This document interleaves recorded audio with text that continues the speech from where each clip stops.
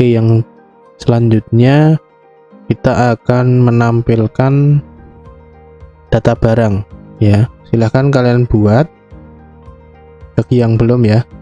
Jadi kemarin kita sudah buat database toko, lalu kalian tambahkan satu tabel ya, namanya barang. Di tabel barang itu nanti diisi dengan beberapa field. Yang pertama adalah nomor barcode, nama barang, stok, dan harga. Nanti kalian buat sendiri ya. Saya kira kalian sudah bisa untuk membuat tabel dan juga field-fieldnya.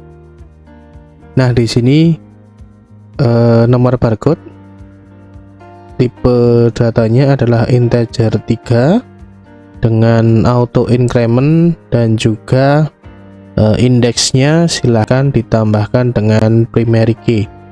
Jadi dia adalah primary key ya di sini.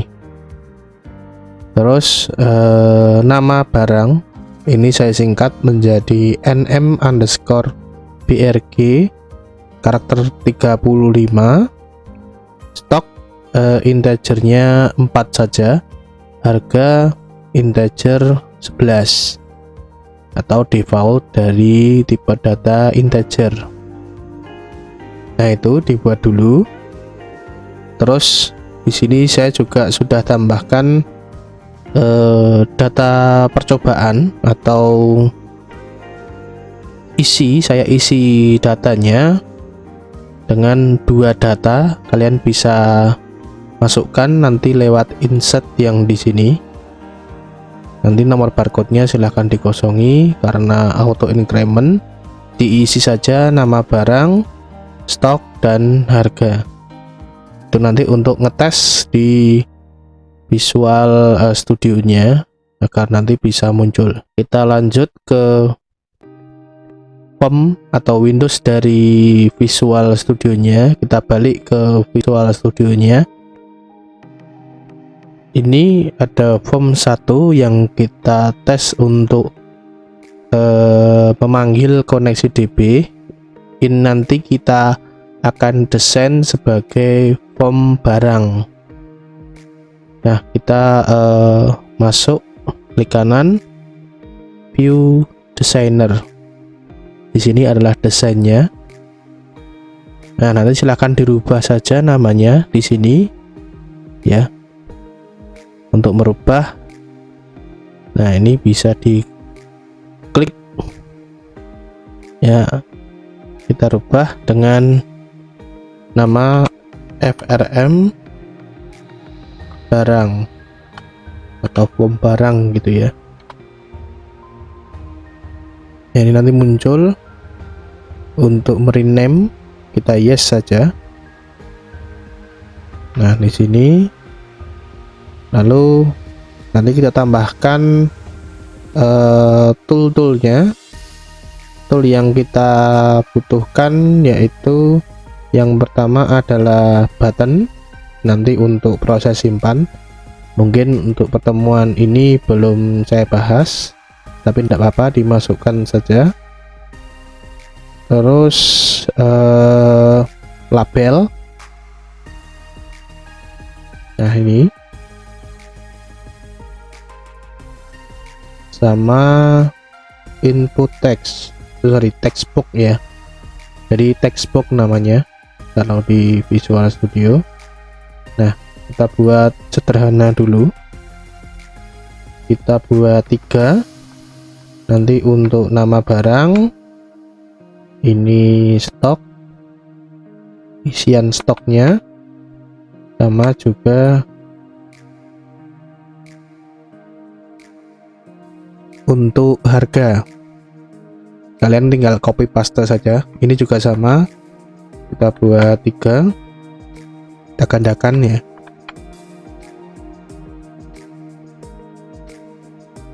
Nah, ini seperti ini. Terus satu lagi untuk menampilkan data, atau biasanya kita sebut dengan data grid kalau di Visual Studio, namanya adalah data grid view, ini ya. Oke, kita lebarkan agar nanti datanya muat. Nah, misal seperti ini ya, kita buat untuk desain, kita buat seadanya dulu. Yang penting source code-nya bisa jalan, baru kita desain. Nah, ini untuk merubah, atau mau dirubah dulu enggak apa-apa ya. Untuk merubah namanya bisa ke properties ya, di sini. Terus di bagian teks kita rubah namanya, yaitu nama barang. Enter. Nah, di sini akan berubah. Label 2 juga sama, top, dan harga. Button 1 ini nanti kita kasih nama simpan. Oke, terus ini juga sama, data grid view 1. Kalau mau dirubah namanya silahkan, tapi hati-hati nanti pada saat source code harus hafal paling enggak namanya. Nah, di sini juga sama, ini ada text box 1. Jadi kalau mau melihat nama toolnya itu di sini ya, di properties. Tangkap text box 1, text box 2, dan harga. Nah, nanti kita akan coba tampilkan di sini.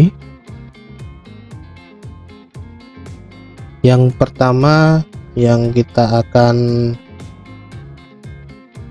buat adalah codingnya dulu. Kita masuk ke codingnya, bisa dari sini ya, klik kanan, view code.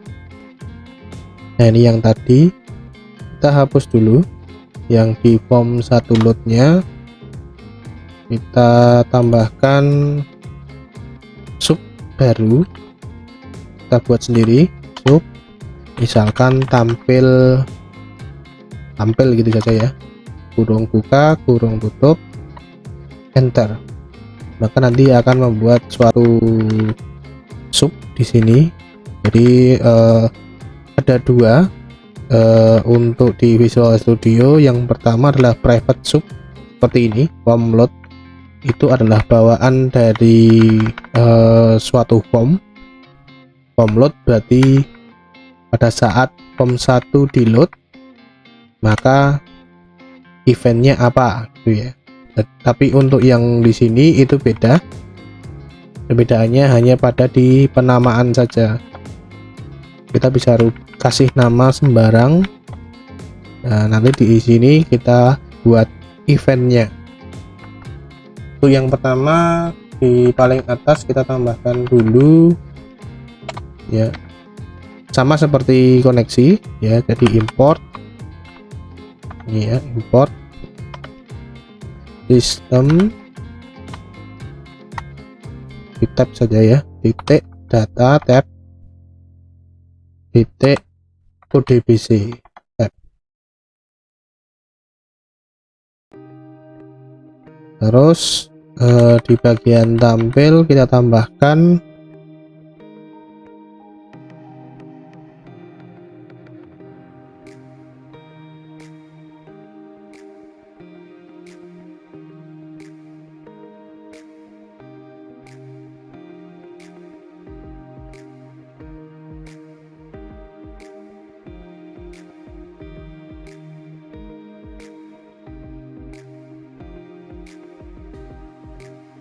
nah seperti ini.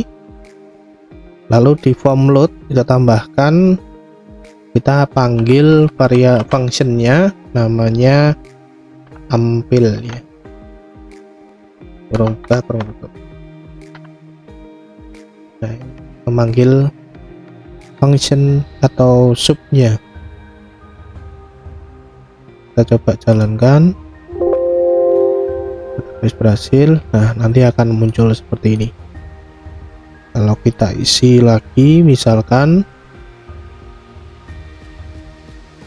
ikat gigi misalkan ya, stoknya 20, harga 5.000 misalkan. Nah di sini sudah tambah, maka nah ini formnya. Kalau kita jalankan lagi, datanya akan bertambah.